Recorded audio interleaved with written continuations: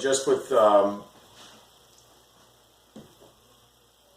statement that needs to be made. There's a lot of people watching the videos that are watching the videos, but they're not really watching the videos in a manner that's gathering what's being said.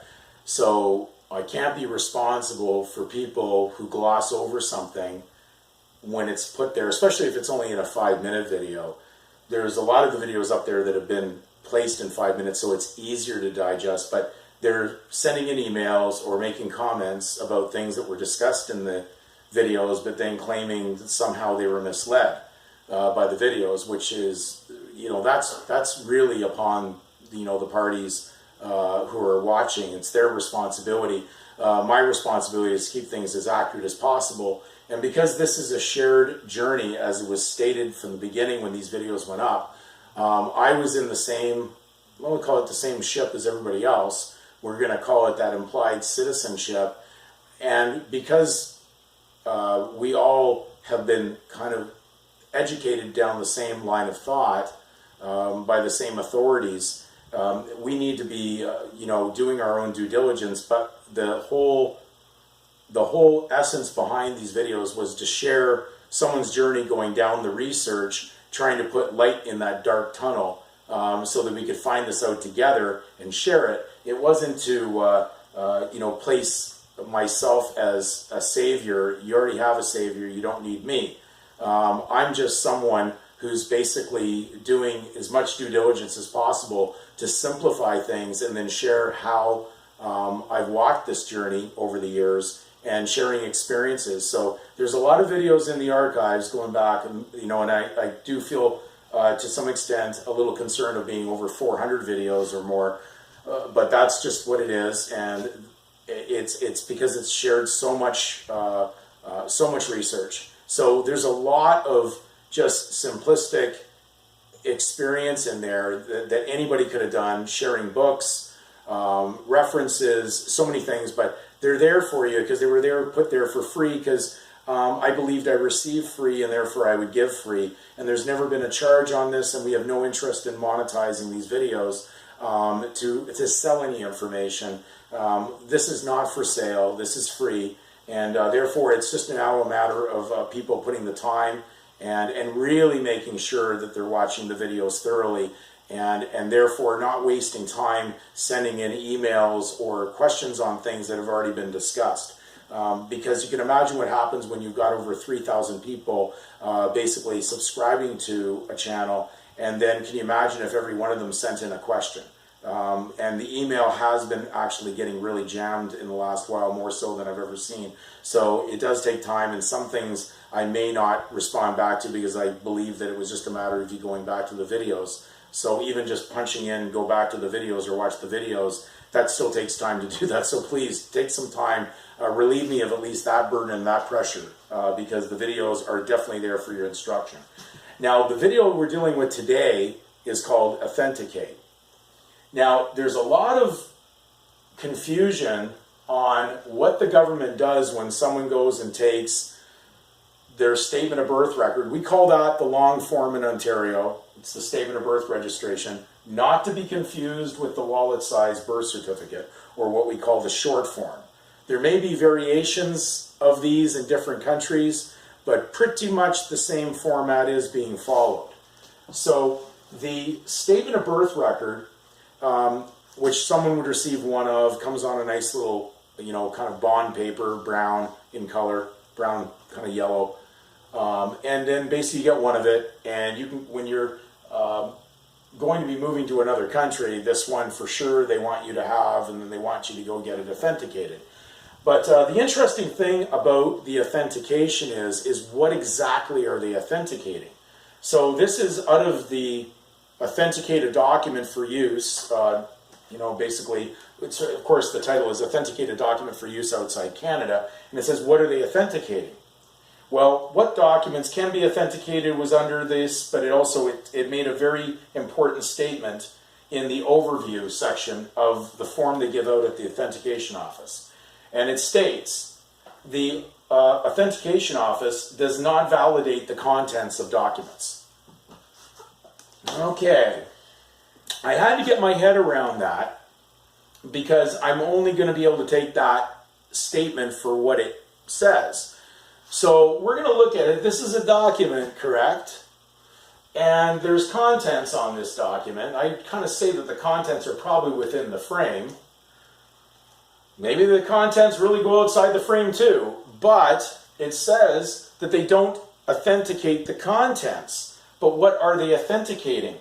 Well, it says that they only authenticate the signature and the seal of the government officials that are on it.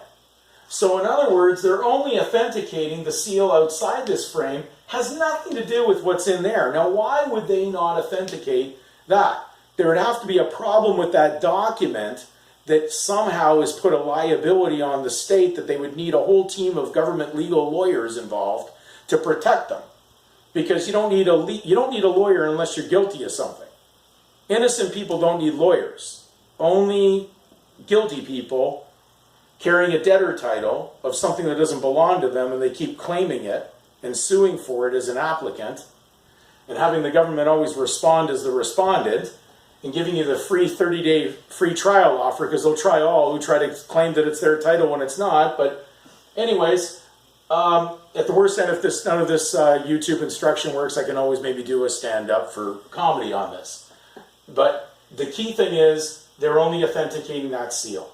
So don't ever get in your head that they're dealing with a statement that actually induced private content on it because they needed the private content that was not public information in order to pull off the bond that was going to be issued, because they will not, under the Vital Statistics Acts, be able to issue a birth certificate or what we call a certificate of debt or a government bond or a government security without having the given name on there, because it's part of the comparison of the documents they use, which would be the Form 1 the attending doctor fills out that has no information other than the surname of the parent.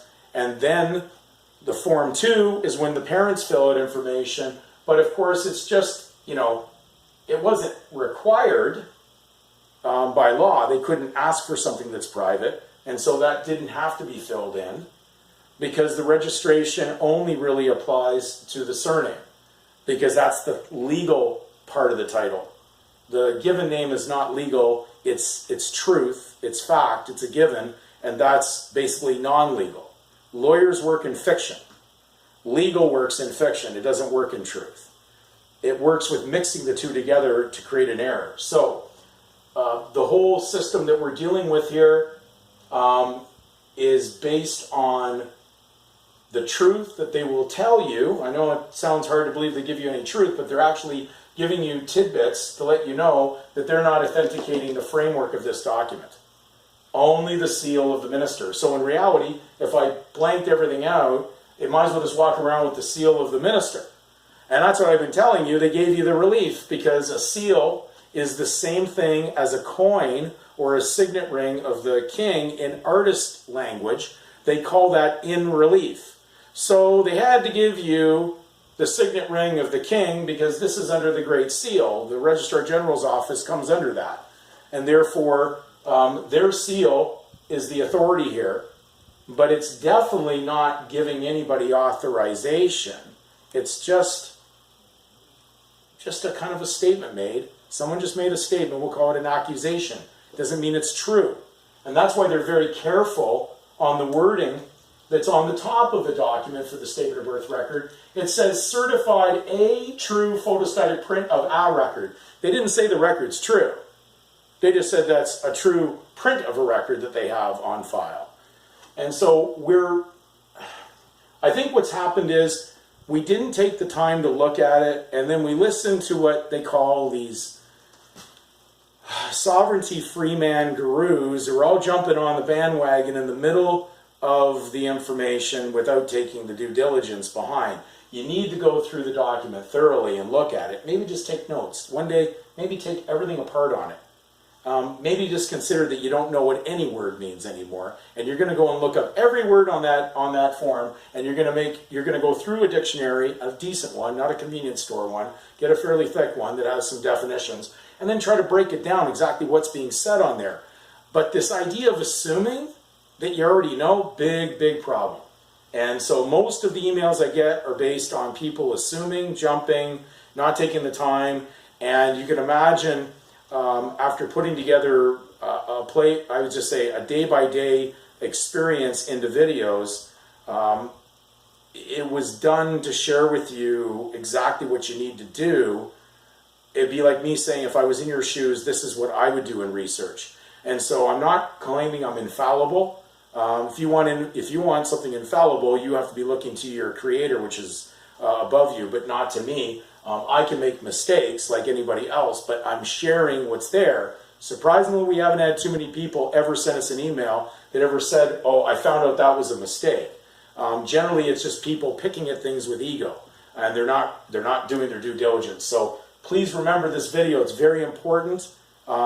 This is there to instruct, to teach. You have to tell people the bitter truth, and sometimes it's inconvenient while you're holding property that doesn't belong to you in Caesar's world.